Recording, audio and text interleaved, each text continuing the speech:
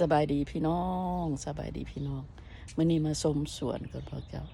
อันนั้นชมสวนทุกมื้ออยู่ดอกแต่ว่ามื้อนี้สิเอามาให้เบิ่งว่ามีหยังแด่บ้านข่อยมีหยังแด่ยามร้อนจังซี่โอ้ยสะอ่อนสะอ่อนมาเบิ่งนำกันเนาะเป็นหน้าบ้านมักเล่นน้อยอันนี้บักทั่วหน้าบ้านอันนั้นปลูกแบบที่ว่าไล่เลี่ยกันมันค่อยได้กินเบิดปีอันนั้นก็บักแตงอันนี้ก็ผักอีฮูมมันนั่นเป็นนั่นยอดออกมาอันนั้นก็ต้นพิลาต้นพิลาเบิ่งบัวละพาข่อยพักเจ้างามงามได้นี่นะกินบ่ทันเป็นดอกออกละนางบ่มาเก็บเอาไปใส่อันนี้ก็พักกันเขี้ยวหลานสาวฝากมาให้พี่กายนี่เอามาปลูกเบิ่งกันหอยกินเบิ่งนี่ก็บักทั่วอันนี้ก็บักแข้งเป็นดอกหลายๆหากบ่เห็นเป็นจับหน่วยจักเทื่ออันนั้นก็บักนาวพระเจ้าบักนาวอันนี้ก็มีอีกต้นหนึ่งบัวละพาอันนี้ก็ดอกไม้ยามห้อนมาแต่สีมันก็อยากจืดอันพวกสีนี้อันนี้ก็บักม่วงบ้านข่อย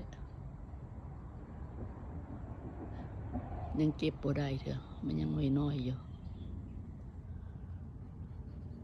เบิ่งอยู่ในหอบใหญ่อยู่แต่ว่าอันนั้นมันน้อย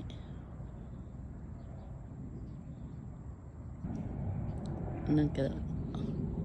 ต้นมังกรยังบ่เห็นเป็นดอกเถอะมันบ่ฮ้อนหลายอันนี้ก็บักกล้วยเป็นปีแล้วยังบ่สุกอันนั้นก็อะโวคาโดกับต้นใบขี้หูด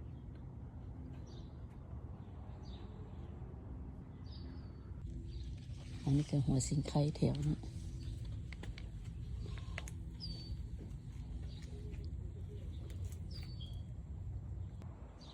นี่ก็มักผับล้นหลายอยู่ได้พวกเจ้าล้นหลายอยู่แต่ก็มันก็สมควรอยู่ดอกมันเป็นหลายพวกก็มันบ่ล้นหลายมันก็เสียมันก็สิเป็นหน่วยน้อยๆ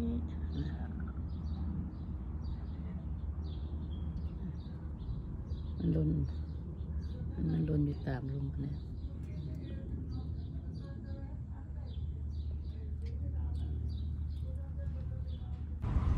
วันนี้พามาเบิ่งหลังบ้านที่ว่าปลูกอันนั้นแล้วปลูกก่อนทางหน้าบ้านว่าซั่นซะก็มีนั่นแหละบักแตงมักน้ำมักกระทันอันนี้ก็มักทั่วปลูกพร้อมกันกับหน้าบ้านอันนี้มักน้ำอันนั้นเป็นปลูกก่อนแล้วปลูกก่อนสิเมืองลาวเดือน4ปลูกเดือน4เดือนนี้เดือน6จะมีผักอีตูเดบานหลายอยู่หักบ่ออกผักบักหน้ามันบ่มีข้างให้มันเลือขึ้นตามพวกกันต้นบักเชอรี่มีดอกไม้ดอกตอกให้มันมีสีสันทั้งหน้าบ้านหลังบ้านมักเล่นเลยปลูกแต่แนวที่ว่ามันกินได้กับดอกไม้เท่านั้นแหละพวกเจ้าอันนั้นที่ต้นไม้ที่ว่าปลูกมันบ่เป็นหน่วยปล่อยก็ตัดมันทิ่มหมดเลยคันนั้นบ่เป็นก็แต่ว่าต้องได้ท่าเป็น10 ปีเพิ่นได้ละค่อยได้ตัดบางอันนั้นมันต้นอันนี้อันนี้มาปลูกปีที่3ก็เป็นหน่วยแล้วเด้อันนี้เอามาจากบ้านเจ้าเองต้นกล้วยน้ำอันธรรมดาเด้กล้วยน้ำเตี้ยเด้หากก็สักกล้วยน้ำเตี้ยมาปลูกปีนี้อันนี้ก็มีคาหัวน้อยนะเขาเจ้าจะก็มาแต่ใส่กระโปรงอันนี้ก็มักมังกร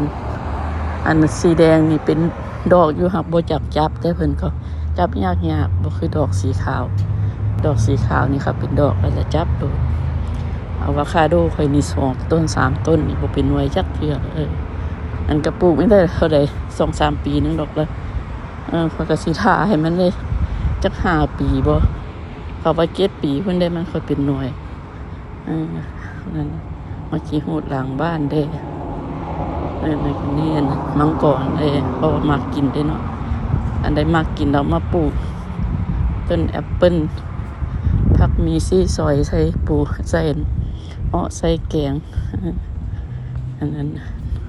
ดอกไม้หน่อยหนึ่งพวกยาพวกโสมต้นอันนี้ก็เอาใบมันไปต้มน้ำสากินใส่กับหัวสิงไข่เอาไว้ดีมันอย่างที่ว่ามันดีก็มาปลูกก็จะอย่างสิแหละอันนี้หลังบ้านพอได้ชมตื่นเช้ามาปัดมากวดมาได้ชมมันก็เกี่ยวมันบ่มีอย่างหลายเด้อยู่อเมริกานี่แต่มีแต่เฮ็ดเวียกเฮ็ดการ